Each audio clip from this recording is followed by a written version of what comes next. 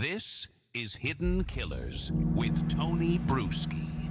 A Washington State handyman is the beginning of this story. He's been charged with first-degree murder, kidnapping, and unlawful disposal of human remains. But he's really good at fixing a sink. So, because sometimes, it's hard to get a good plumber. A lot of times it's like, okay, they got it done, and then it's like leaking again or something. If this guy was the one who could do it, everybody says, look, when he does his work, you'd have no problems for decades. And I know he did all that, I would probably hire him.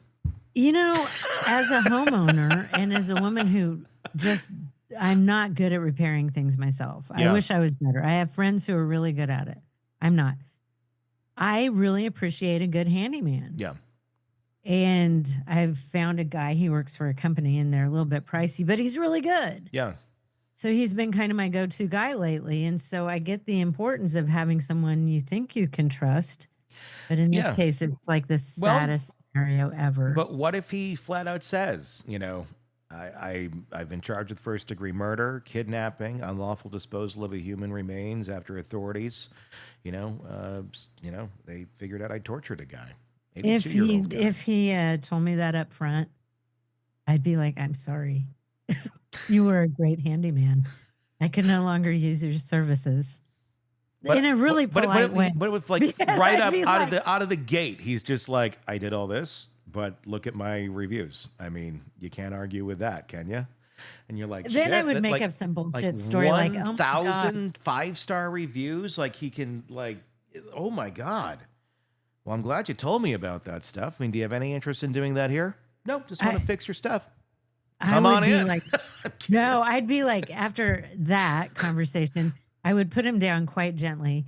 And I would be like, you know what? My friend's husband, they're needing money really bad right now. And he's really good at it. So I kind of already told them that I would use them. I'm so sorry. Don't murder me. I think you make friends with the killer, honestly. And then because if you're friends, he's probably not going to want to kill you.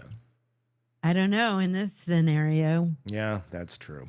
I don't even know this case yet. I'm literally finding it out as we go. So I'm not trying to make fun of the case. It's horrific. It's horrific. But that was just kind of funny. Okay. So this guy is charged with murder, kidnapping, and unlawful disposal of human remains after authorities say he tortured and killed an 82-year-old woman before concealing her body in concrete beneath a shed on another property. Okay, if I found out that part, I'd be out. That was the deal breaker part. That's the deal breaker part. An 82-year-old woman you're doing this to? No. 42-year-old woman, you would be like, no, I'm kidding. I'm kidding. No. Oh my God. So concealing her body in concrete beneath a shed on another property. Hey, you got that murder she shed in your backyard. Is there a concrete base to it, or is it There is. Oh hell. And it's not even good. And it's got some engravings on it. Like so somebody wrote like with a stick, they wrote into the cement. Yeah, what did they say? It was like the date of it or something? Like a child's handprint? No. Because it's like you think, isn't it names? It's two names. Yeah, it's probably like the kids. Go look at it now. Yeah. We've done that at places where we've done the concrete and then like the kids put their hands in them. Yeah, but it makes you think. When you look at my murder she shed, which if nobody knows this, I have 2 sheds in my backyard. One's really nice. One of them was probably built in 1940 when the house was built. It's quite old, and it looks like a place where you could, like BTK would have used it as his little shed. And strangely enough, just up the road, BTK did. And just last year, they dug that shit up and found pantyhose. Yes. So, yeah, because I don't live very far from BTK's house. But there's that. But so I don't know how, because we were joking about it being my she shed. And then it was like, it really looks more like a murder she shed. Yeah, and there's a crutch that was in there. This was it 2 crutches or a single crutch? I think it might be a pair of crutches. Okay. And found them in there one day. I was in my backyard doing some work and went in that shed for something. And I looked up. I'm like, what the hell is on this shelf there? Because it was on the top shelf and it's black, so I'd never noticed it before. And I reach up and I'm like, I don't know what that is. Mm-hmm. So it's all wrapped up like, and it's got it's twist ties. Mm-hmm. So it's wrapped in black plastic and it's super secure. So I call my friend Phil, can you come over, tell me what this is? Because I don't even want to touch it. Mm-hmm. And he like grabs it and he goes, oh my God, these are crutches. So I don't, and they're still back there because I'm like, I don't know why there's crutches in my murder sheet. Because like they're gonna stay there. whoever used those crutches is buried beneath the concrete that you're standing on. And then now you've got me thinking, because the concrete looks like it might have been poured at a different time than the murder she shed was built. So there you go. And there's the two names. There's That's two names on not there. kids like writing their names in there. That's the victims. Mm. This is how I would have connected the dots when I was like 9 and Obviously, like it's the trying to murder solve a mystery. We went up our creek as children, me and some of the neighbor kids, and we found a rolled up carpet. And so of course there must be a body in it. It smells horrible. It's like under a bridge. And I mean, in theory, it's a little weird, but so all day long, our parents are at work, and we're going through the creek and finding random artifacts and things. We found like a rusted telephone and this and that, and then we put the whole thing together like a Dateline episode. And this is pre-Dateline, of here's what happened, or we're little investigators. The phone was used for this, the rope was used for that, and this and that. And we had the whole murder scene mapped out.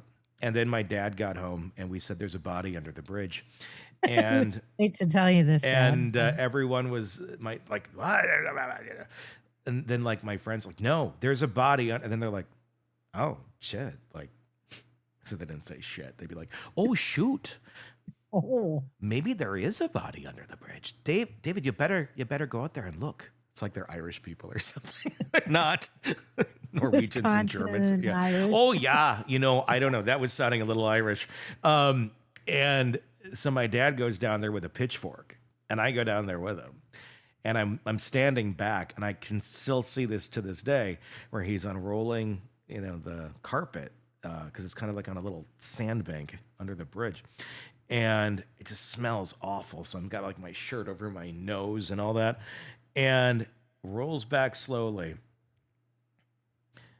And there's the bodies of 4 children. No, I'm kidding. No, there's nothing. There's absolutely nothing. It's just somebody threw their carpet in the river, and that was that. But I Anyway, do get how you came to that conclusion, and I love that your dad followed up in the way he did. yeah, it probably It had a took you couple quite couple seriously. bush beers before that, just to make sure that he could. You just never know what you're going to walk into. Maybe. And from then on, my father hasn't believed a word I've said on anything in I life. love that little Tony's like, Dad, we found a dead body. Jeffrey Zizz, back to this story. 47, Zizz. I almost thought it said jizz. Jeffrey Zizz, 47, is accused of murdering Marcia Norman, 82, a woman he had known and maintained a friendly relationship with. So she's looking at him like, oh, this is a nice young man. Like, Because she needs a good handyman, Yeah. someone she can trust. Yeah. I get that. following dinner plans on April 1st. According to Thurston County investigators, Zizz brutally assaulted Norman over the course of several hours before killing her and attempting to cover up the crime. The investigation is one you cannot unsee, said Thurston County Coroner Gary Warnock during a press conference Monday. In nearly 25 years in this office, this is the worst case I've witnessed. God. Norman's remains were discovered encased in concrete on a separate property where Zizz was also conducting business. That's a weird thing to think about. Because these people are... Because that's probably somebody else's house that he's been helping them out. I just had a pool built last year. And it's Wonder what's in the underneath that. Because there was like a day where they're like, Tony, you can't come to the backyard. They put like a bunch of fencing up all around it, and I couldn't see anything. And then there was like a couple trucks that drove in, and you could see them like kind of hurling things in dark bags. I thought it was Bodies. just like, you know, concrete mix or something. Now you're gonna have to dig up that beautiful pool. God. You gotta find out. Wow. Now I'm thinking. Court documents reveal Tony's that. like, nah, I'm not gonna do nah, I think it's we're there. beautifully breaking up this horrific story with laughter. Because it is a real, and I do want to stress this. This story is horrific. Yeah. And it's almost too much to think about, which is why we kind of have to add in something. Yeah. I mean, I'm not making fun of this at all. It's horrific. Court documents revealed that her wrists and ankles were bound with long black Velcro straps, that she had suffered both blunt and penetrating injuries to her head, torso, and limbs while still alive. This was not a quick or painless death, Warnock said, explaining that Norman's onset from injury to death was not instant, it was hours. Authorities suspect a pneumatic. Oh, No, this Jesus is the part I Christ. can't. La, la, la, la, la, la, la. I can't even think about that. I'm like, you ever get like just the shivers? Yes. That's why I had to talk over you right then. I'm sorry.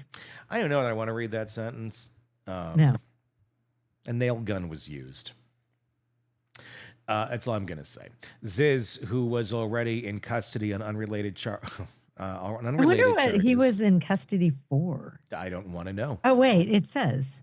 Was arrested following a series of investigative breakthroughs. License plate recognition cameras recorded his vehicle near Norman's home during the early morning hours of April 2nd, despite his earlier claim to police that he had left her home the night before at 9 p.m. He later failed a polygraph test and requested an attorney during a second police interview. A deeply disturbing piece of evidence came in the form of a 5-page typed letter discovered during the investigation. The document described a detailed plan for a burglary, a sexual assault targeting a female customer. Sheriff Derek Sanders said there were similarities between the letter and the case against Norman, though details are still being withheld due to the ongoing investigation. Adding to the chilling nature of the case, Norman had previously told family members about a troubling encounter with Zizz. Earlier this year, she reportedly awoke to find him standing at the foot of her bed.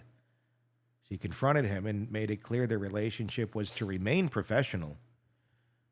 Zizz later admitted to the incident, telling detectives he had romantic thoughts about her.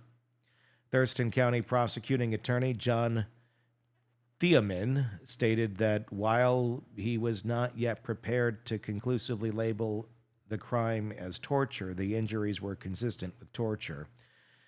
An arraignment for Zizz is scheduled for May 6. During a court appearance on April 21st, a judge ordered that he be held without bond. This is a horrifying, calculated, and deeply personal crime, Sheriff Sanders said. We owe it to Marcia and her family to ensure justice is served. Holy shit, that's one I had. Like, it's how you don't hear cases often. You're like, I haven't heard that one before. She's 82. But you know that incident when she woke up and he's standing at the foot of her bed, that is so creepy that I'm wondering if she kind of downplayed it a little bit to her family, because she still kept using him. I'd have been moving her out. Like, you cannot live. Like, we've got to do something about this guy. He cannot break into your house while you're in bed. You know, and then she did kept they like report using that him to to do stuff. And Yeah. I'm not victim blaming. It's just like, I wonder what the thought process was there. My guess is that he might have been really nice to her, really good, helping her out around there. Maybe they had a friendship, Yeah. so she didn't feel threatened by him that night. Or maybe he came up with an excuse and said, "Oh, I was just checking on something for you, and I was just going to come in here and tell you, and then you woke up." I mean, maybe some bullshit story like that. But it bothered her enough that she told family members. Yeah. But you know, my mom is around that age, and getting them to leave is really difficult. Yeah. But that is such a troubling encounter to me, that he would have done that to her. that just really kind of foreshadows everything. Well, they were planning to have dinner together. Well, this is what he's saying. Oh, though. yeah. You know, so he's like, well, I'm just going to go over for dinner at her house. But he wrote this 5-page letter that kind of describes a lot of what happened. I mean, he's a freaking monster.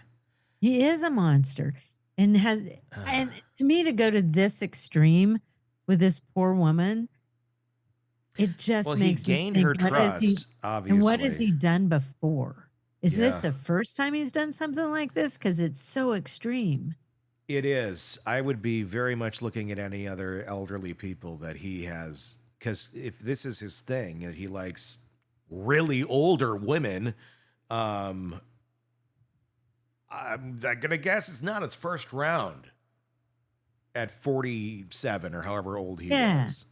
And to go to this extreme, and this is the first time he's done anything like that. Because a lot of times, there's other things that, if you look back historically, there are things that you see that led up to this. My guess is there are things he's done that people don't know he's done. Yeah, that's one for a deep dive into. That's an interesting. It's so sad. That's a poor family, you know. Like this one just 82 years old, and you know, she'd lived, I'm assuming, a good life and had family, and then for this to happen. Yeah, it's crazy. I just feel bad for all of them. Monsters. Yeah, my God. Son of a I got bitch. nothing more funny, so we're gonna end it on a dark note. Yeah, just horrible. Craving non-stop true crime updates? Press subscribe now and get the latest cases, analysis, and expert commentary delivered straight to your feed. Only from the Hidden Killers podcast and True Crime Today.